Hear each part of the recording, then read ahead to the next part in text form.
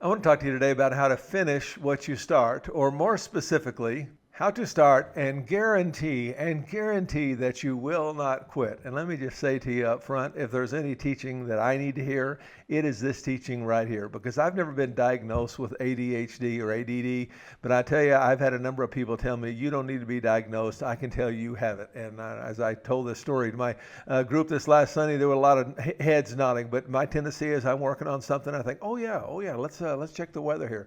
And we go to check the weather, and I think, oh, yeah, I left the Best Buy app, and I want to see something about something I was buying, thinking about buying at Best Buy, and then I think, oh yeah, that reminds me, let's look over at Amazon and see what the price they have, and then, oh yeah, I need to get back to work, and then back to work, and I think, oh yeah, I never did check the weather. And if you were to listen in on my self-talk, one of the things you would hear me say over and over and over again is just stay with the task. Just keep doing even if you think to yourself, there's something more important that I need to do. You need to say to yourself, just stay with the task. And maybe it's like you, and we want to talk to you today about how to guarantee you will finish what you start. In the New Living, we read finishing. Finishing is better than starting. A more poetic way of saying it in Ecclesiastes 7:8 from the Josh Hunt paraphrase. Finishing is more difficult. Finishing is more difficult than starting. It is not only better than starting, it is more difficult than starting. This is a verse I was thinking of when I said more poetic a second ago. Anyway, 1 Kings 20:11 says, the one who puts on his armor, the one who starts something, the one who puts on his armor, should not boast like the one who takes it off, like the one who finishes what he has started. We read in the book of Nehemiah, so he rebuilt the wall till all of it reached half its height. And so far, so good. Everyone's fired up. They're staying with the work. For the people worked with all their heart. Just a few verses later. Meanwhile, now that we're at the halfway point, the people in Judah said, the strength of the laborers is giving out. We're getting tired. And there is so much rubble, so much more than there was yesterday. Probably not. But you get to that half point. When you start out, you have a burst of enthusiasm. Let's get this going. This is exciting. Let's start this out.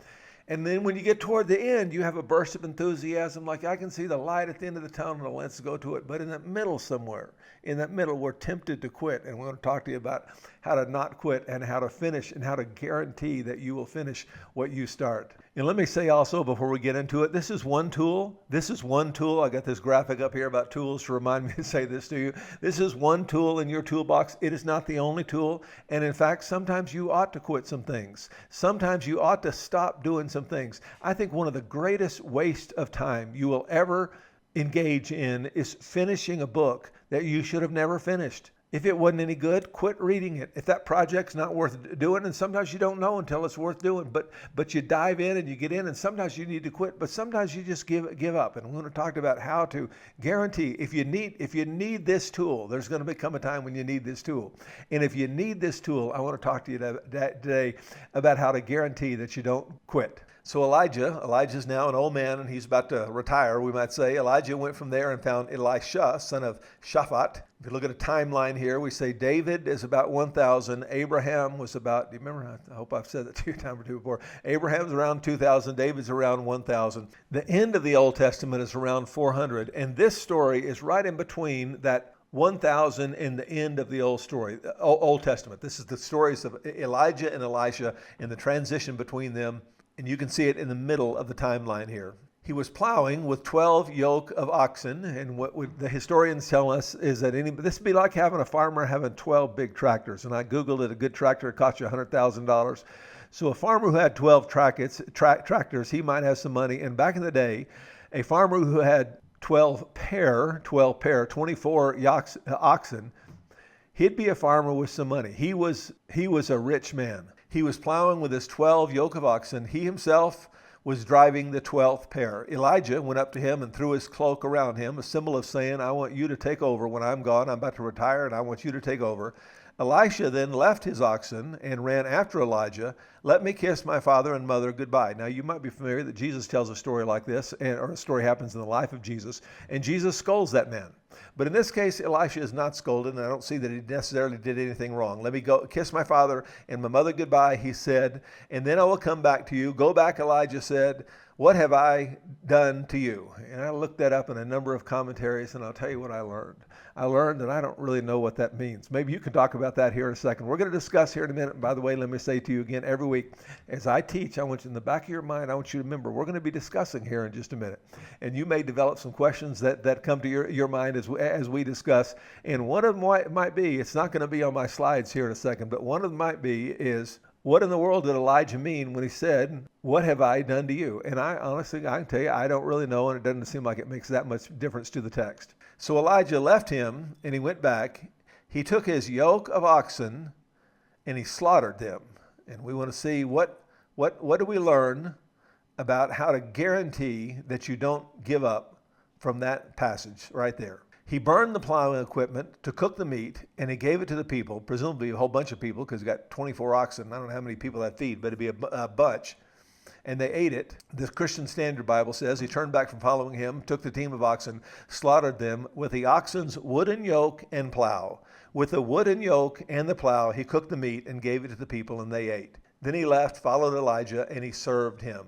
Philip Graham Ryken says, after this, there could be no turning back, not after Elisha's livelihood has gone up in smoke. How did he guarantee that he would not go back to the farm? How did he guarantee that he would not go back to the oxen? Well, he burned the plows and he burned the yoke and he slaughtered the oxen, and there would be no turning back.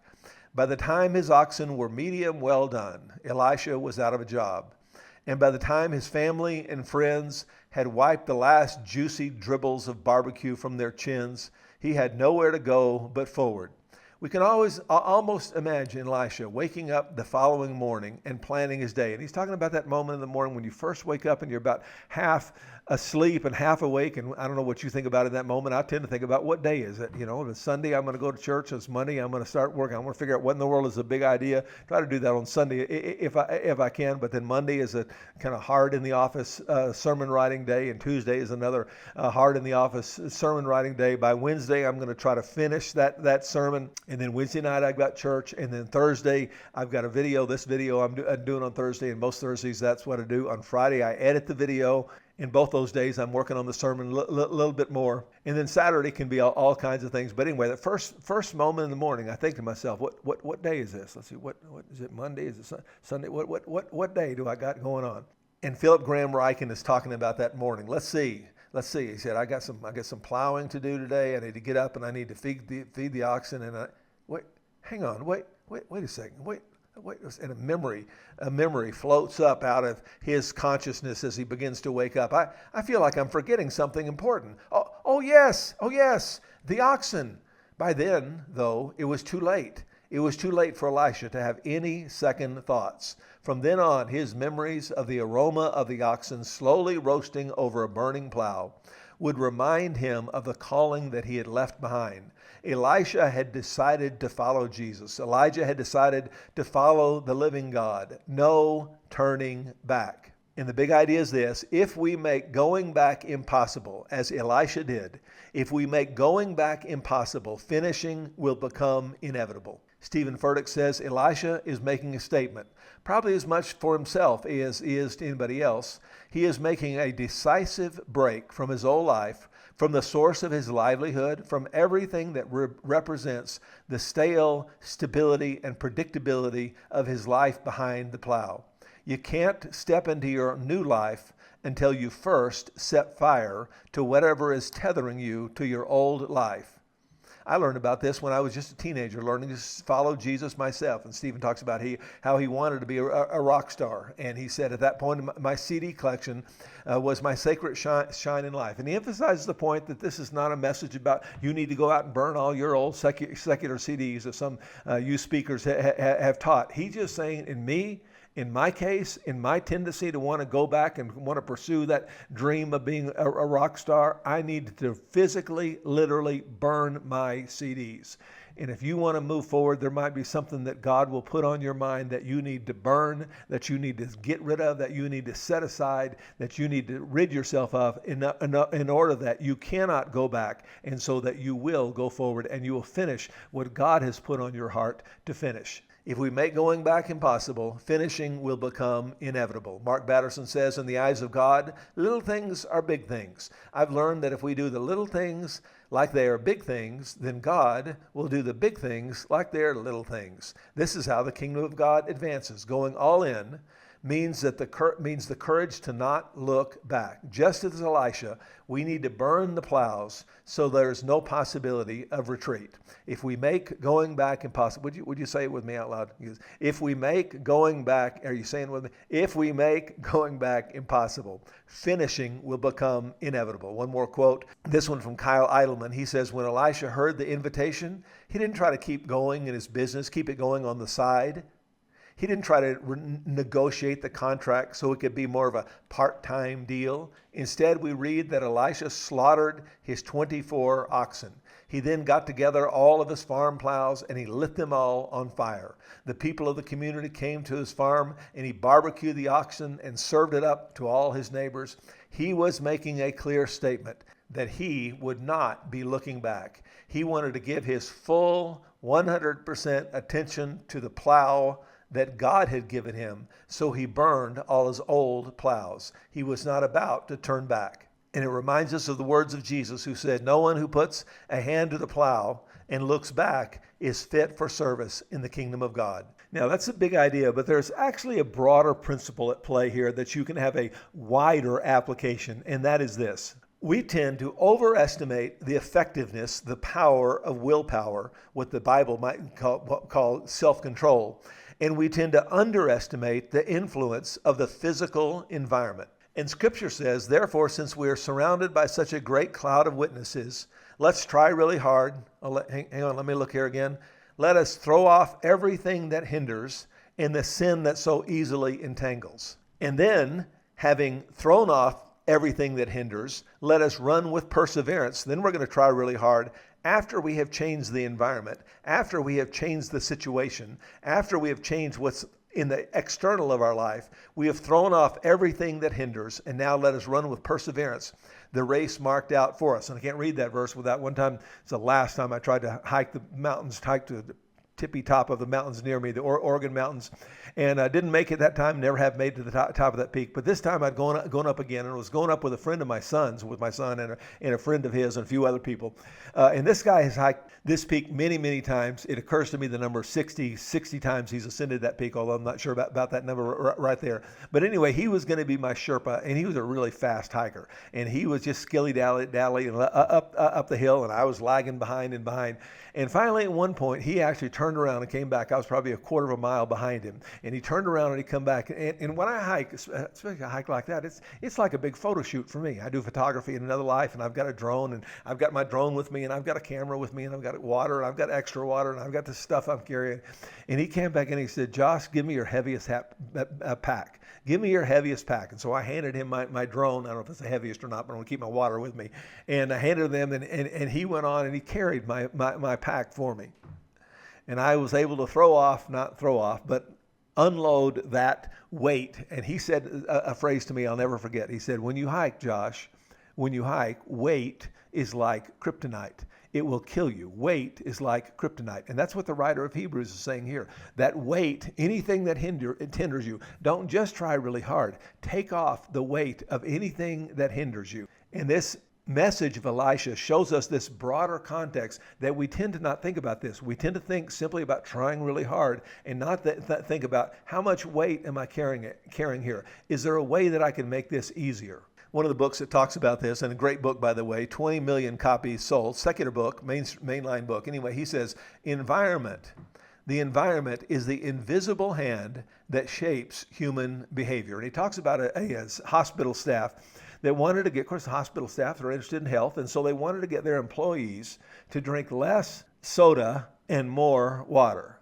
Now, let's imagine you were on a committee at a hospital, and your goal was to get the employees of your hospital, your doctors and your nurses and the cleaning staff, and everybody in between. Your goal is to get all of them to drink less soda and more water. What would you do? Well, maybe you think about, we're going to hold a big meeting and we're going to have a rah-rah and we're going to give them some information and we're going to give them some facts and we're going to tell them all the information. We're going to remind these doctors of the peril of sugar and the goodness of water and so on. And maybe you think that, but these people didn't do any of that stuff. They didn't give any speeches. They made no brochures. They brought out no information. They simply changed the environment. And in this case, they changed the environment of the place where people would buy either water or soda. And it had been that there had been two places, and I'll circle them here for you. There's some ones that are in a dark little square there. There had been two places where you could buy water in this little gift shop and snack shop. And they replaced those two places, or in addition to the two places, they added 2, 3, 4, 5, 6, 7, 8, 9, 8 more, 10 places that you could buy water. That's all they did. No speeches, no brochures, no information, no rah-rah, no motivation. They simply changed the environment. And look at what happened. Soda sales were down 11.4%. Just a little hint, by the way. This graph right here is a good example of a book I read years ago called How to Lie with Charts. And I didn't set this up this way intentionally, although it didn't fix it intentionally either. But if you look at that bottom of that scale, the bottom of the scale is 38%, the top of the scale is 58%. And so it goes down from 49 or so percent down to 41 or 2%, and that's the 11% it's talking about. Now, if you look at the graph as a whole, it looks like it's down by about 2/3. But that's because the scale is kind of zoomed in here. And I'm not trying to deceive you. I wanted to show you another little point about how to lie with charts. But anyways, the point is, without giving a single speech, without printing up a single brochure, they decrease the amount of soda, and as this graph shows, they increase the amount of water by 26%. The scale starts at 0 down there at the bottom in this particular case. But they made these changes. They got people to drink less soda and more water simply by changing the environment. James Clear says, we like to think that we are in control. And if we choose water over soda, we assume it is because we were strong. We wanted to do so. The truth is, however, is that many of the actions that we take every day are shaped not by purposeful drive and choice, but simply by what is the most obvious option. He tells a story about how back in Vietnam, the government realized that a sizable percentage, number 20-30% comes to mind, but a whole bunch of our soldiers that we sent to protect our interest over in Vietnam were addicted to heroin. And they thought, great day, what in the world are we going to do? We send these soldiers over here, and they came to work for us, and they're serving their country, and now we've got them in a situation where they're addicted to heroin. What are they going to do? And before they got too far down the road, they did some more research, and they discovered that 9 out of 10 of those soldiers, when they came home, actually got off heroin. Now, you wouldn't think that simply changing the environment would help with something like an addiction to heroin. But what they discovered is, in 9 out of 10 cases, they still needed to deal with those other 10% and see what they could do to help them.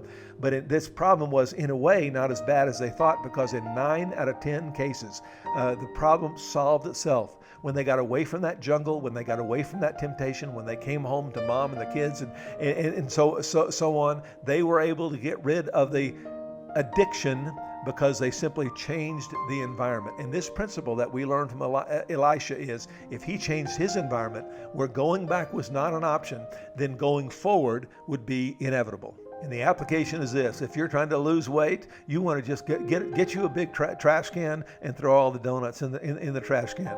And if you want to watch less TV, put that remote control up in the back closet, the top shelf and the back of the top shelf, and you get home and you find a set of book where maybe you like to read more and watch TV less. And when you get home and sit on that couch and you're tired, and you'll think to yourself, you go to grab that remote and you think, well, the remote's not here, but there's a book here. Well, I guess I'll just do some reading. And you let the environment cooperate with what you are trying to do.